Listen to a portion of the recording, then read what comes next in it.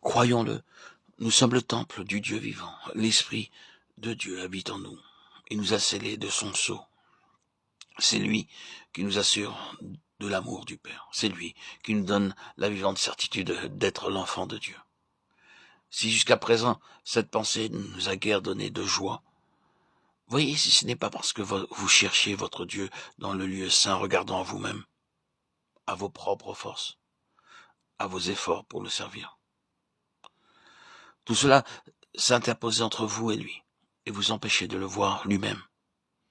Ne pouvant discerner ainsi sa présence, vous n'avez pas pu réaliser non plus la force et la joie que le consolateur a été chargé de vous apporter. Ce n'est pas là, mon frère, ce n'est pas là, ma sœur, qu'il faut le chercher. C'est dans le secret du Très-Haut que vous le trouverez, que votre foi le trouvera. Et tandis qu'en adoration devant le Père, votre cœur tremblera à la pensée de ce qu'il a trouvé, attendez dans le silence et le recueillement que Dieu vous accorde l'action puissante de son esprit.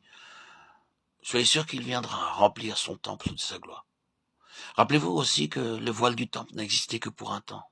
Quand ce temps de préparation a été accompli, le voile a été déchiré. C'est en assujettissant la vie de votre âme à la vie de l'esprit.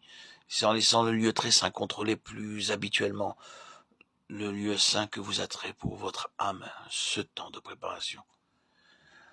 Par la puissance de celui en qui le voile fut déchiré afin que de son corps glorifié puisse se répandre le Saint-Esprit. Vous aussi, vous éprouverez qu'un jour viendra où le voile de séparation sera ôté, où le lieu très saint et le lieu saint ne feront plus qu'un. La gloire cachée dans le secret se répandra alors dans votre vie, de chaque jour. Et tout le service du lieu saint se fera par la puissance de l'Esprit éternel. Prosternons-nous et adorons, que toute chair fasse silence devant l'Éternel, car il s'est réveillé de sa demeure sainte. Zacharie 2,13. Inclinons-nous avec humilité et respect devant le Dieu saint. Croyons que le Saint-Esprit, qui est un avec le Père et le Fils, fait dès à présent sa demeure en nous.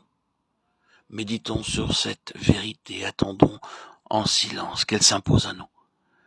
Cherchons à la saisir par la foi, nous disant « Je suis le temple de Dieu ».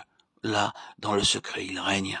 À mesure que de jour en jour, je m'abandonnerai davantage à lui, que je lui ouvrirai mieux tout mon cœur, sa puissance, son amour et sa vie divine feront toujours plus briller en moi la réalité de sa présence. Plus cette pensée remplira le cœur, plus aussi la foi à cette présence invisible deviendra ferme, et bientôt, le lieu saint recevra le reflet vivifiant du lieu très saint. Toute notre âme alors, avec ses pensées, ses sentiments, avec ses affections et ses aspirations, viendra à faire sa reddition devant la divine puissance qui règne au-dedans de nous. Et au travers de notre triste expérience, au travers de nos chutes et de nos péchés, commencera à luire un rayon d'espérance.